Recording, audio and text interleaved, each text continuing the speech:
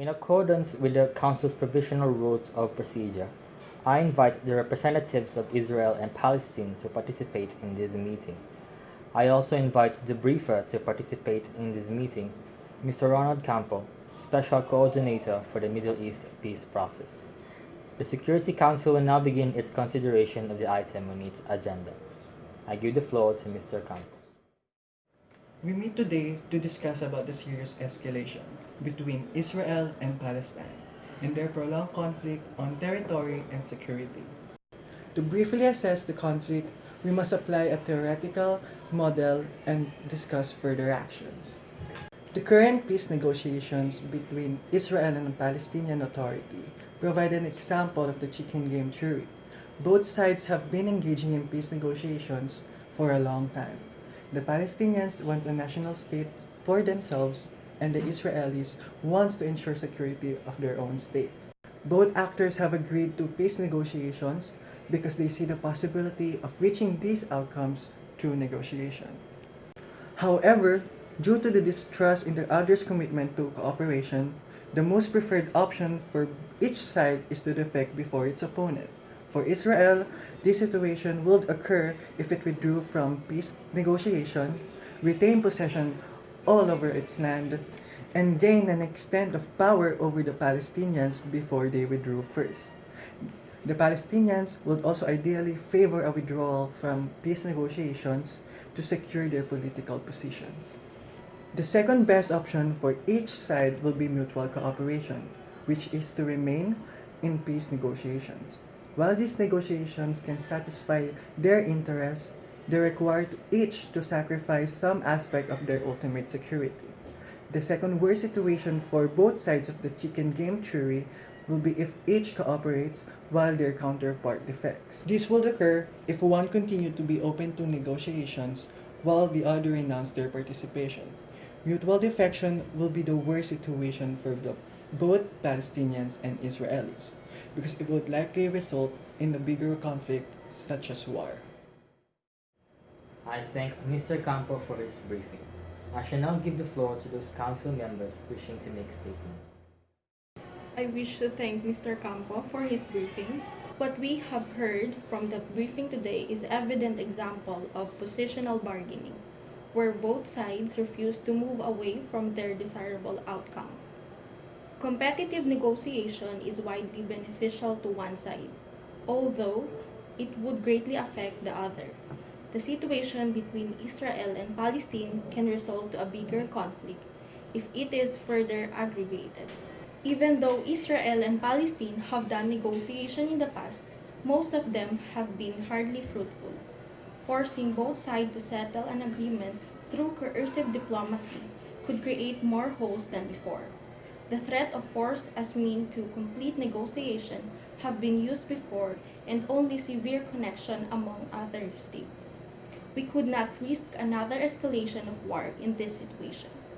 Overall, it is not convenient for both sides to partake in a competitive negotiation.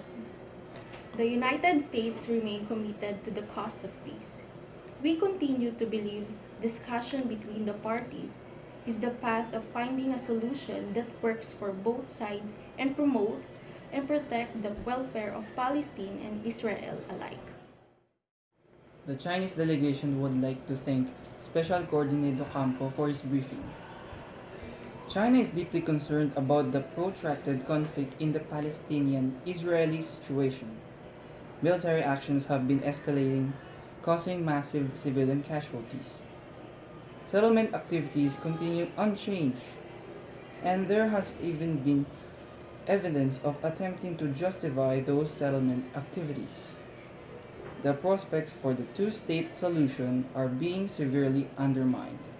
It is important to seek solutions through political and diplomatic means and refrain from any actions that might escalate tensions.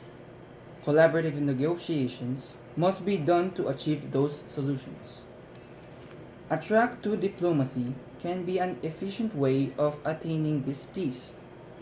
Trust can be built between both sides by involving non-traditional diplomats and non-traditional settings. The strength of the two-track approach on conflict resolution is based on the idea that informal negotiations allow the parties to come together more easily to explore mutual fears, grievances, and demands. This could be a great opportunity and a tentative solution to the protracted conflict we have been witnessing. China is willing to participate in this negotiation, so the situation between Israel and Palestine can finally come to a peaceful conclusion. I now give the floor to the representative of Palestine.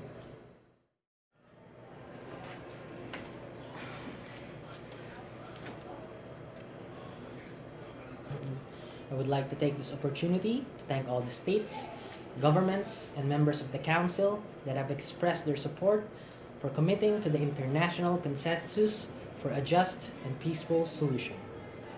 They have reaffirmed that Israeli settlements in the occupied Palestinian territory, including East Jerusalem, are a blatant violation of international law and a key impediment to ending the Israeli occupation and achieving peace in line with the two-state solution based on the 1967 borders. The international law does not tolerate this kind of situations. Neither the Palestinian people nor its leaders will give in to political blackmail.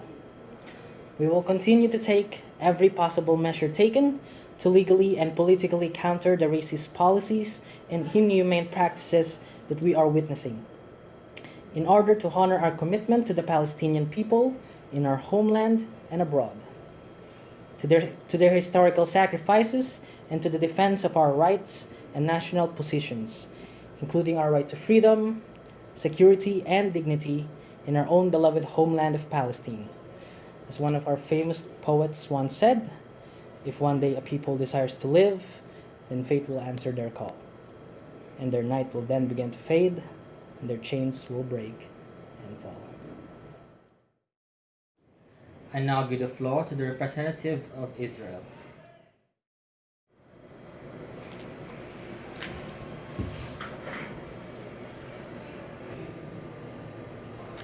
As opposed to the baseless claim that the Jewish community stand in the way of peace, there are two true obstacles to peace that must be overcome if we are to be able to reach an agreement. The first is the Palestinian Authority's provocation against Israel and the Jewish people. When an entire generation is taught in school that the state of Israel has no right to exist, when children are taught to idolize martyrs whose so-called heroic acts are killing innocent people, and when teachers demonize Jews, we are faced with a real obstacle to peace. The second real obstacle to peace is the Council's attempt to determine the outcome of the negotiations before they have even started. Many members of the international community are trying to change the starting point of future negotiations. Perhaps that is done out of frustration over the fact that a solution to the conflict has not yet been reached. Israel is more than willing to negotiate, as we have shown many times in the past. But in order to get the Palestinians to the table, the international community must stop trying to force an outcome. Instead, they must force the Palestinians to show up, simply show up, without preconditions. The political conflict will never have a legal solution. The only solution is a negotiated one. To conclude the discussion, I would like to state in my national capacity that the United Kingdom believes that a more open collaborative negotiation is needed to achieve this peace. There are no further speakers inscribed on the list, but a number of colleagues have asked for consultations, so I invite Council members to consultations to continue our discussions on the subject. I thank you all for giving your statements to this matter. We will resume in a later date for further discussion.